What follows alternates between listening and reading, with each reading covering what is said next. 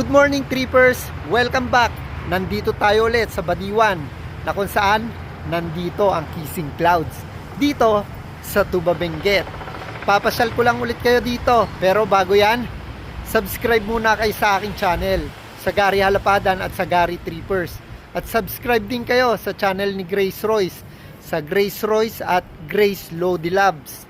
At syempre, ano pang gagawin natin? Halina at samahan nyo akong pasyalan yung loob nitong Kissing Clouds. Tignan natin yung magagandang tanawin dito. Sa lahat ng mga gusto pumasyal dito sa Kissing Clouds dito sa Badiwan, Tuba Benguet, Trippers, dito ay may entrance na 50 pesos per head. So, banda ron yung yung parking lot. Ayan yan, yung gilid na yan, tsaka yung gilid na to. So, dito, etong entrance pa lang, Trippers, daang langit na, Wow, parang papunta ka na ng langit, kasi nakikita mo diyan yung mga yung mga halaman, sari-saring halaman, tapos yung langit, ulap, yan yung makikita mo dito agad pagbungad pa lang sa entrance. Tignan nyo, dito pa lang talagang mare-relax ka na, lalo pa pag nandun na tayo sa gitna. Yan, sari-saring bulaklak. Wow, napakaganda. Etong daanan na to, Trippers, animoy para kang hinahalina, Tapos may mga pine trees, tapos may mga pechay, 'di ba? Ganda dito. O, tignan nyo, Trippers. O, 'di ba? Para tayong aakyat ng langit. Daan papuntang langit to, Trippers. Biro lang. Pero ang ganda dito, Trippers, oh.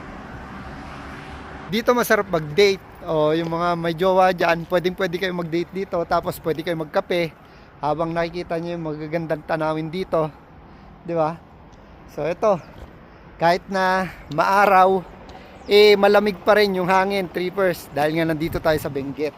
So kakaiba talaga yung klima dito, kaya gustong gusto ko tumambay dito. Wow. So pwede kayo mag picture, make more videos, na pang memories na tatanawin nyo hanggang sa pagtanda nyo, di ba? Alright. So yan, ang gaganda ng mga bulaklak dito, may mga white, may mga violet, tapos yung yung mga halaman niya iba-iba. Grabe. At dito, Trippers, sari-saring sculpture yung makikita nyo dito. Nandyan yung yung malaking kwago, yung mga ginawa nila, tapos yung mga sinaunang mga kagamitan dito sa Pilipinas, yung mga dati nating yung mga dati nating gamit, mga Pilipino, yung mga sinauna at luma, yung Kissing Clouds. Tapos itong yung sumasayaw na mga igorota at igorot, pati itong lagayan ng wine bottle, napakaganda. Astig na astig. Tapos itong mga iba pang sculpture dito.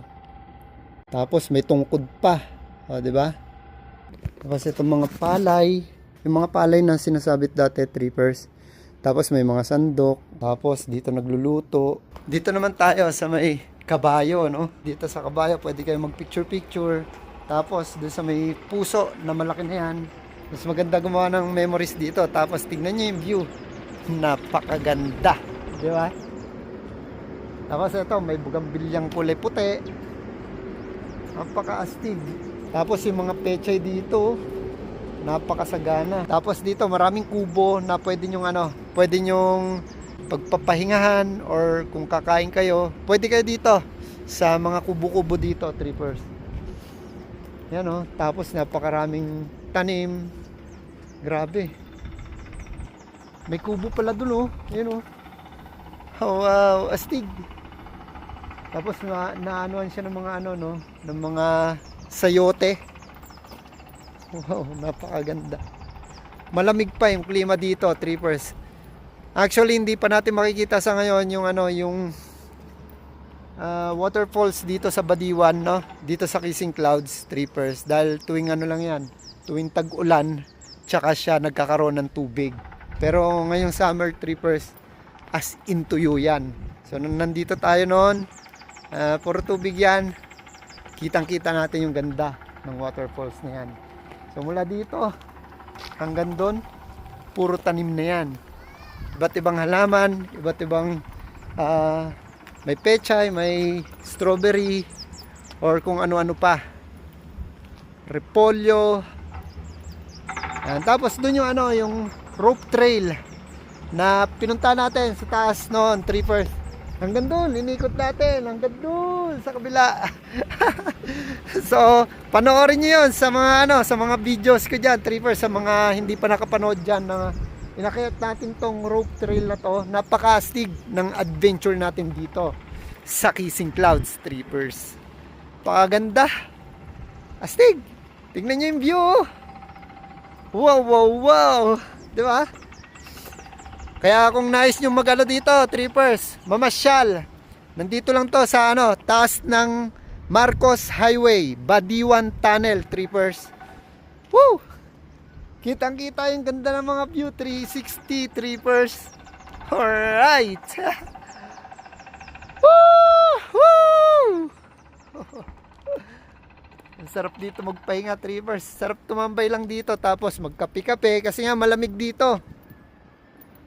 Hindi ka makakaramdam ng init dito kahit na naarawan ka. Tulad nito, tingnan nyo, kahit na sobrang tirik yung araw, Trippers, malamig pa rin yung simoy ng hangin. As in malamig, lalo na pagka pumunta kayo doon sa mga kubo, talagang talagang mas mararamdaman mo yung lamig ng klima dito. O, di ba? Ang ganda dito. Hindi ka makakapunta dito. Priority mo yung boss mo eh. Hindi ka pamamanahan yan. At pag nagkasakit ka, maraming ipapalit sa'yo. Kung ako sa'yo, enjoyin mo ang buhay. Huwag magpakasubsob sa trabaho habang buhay.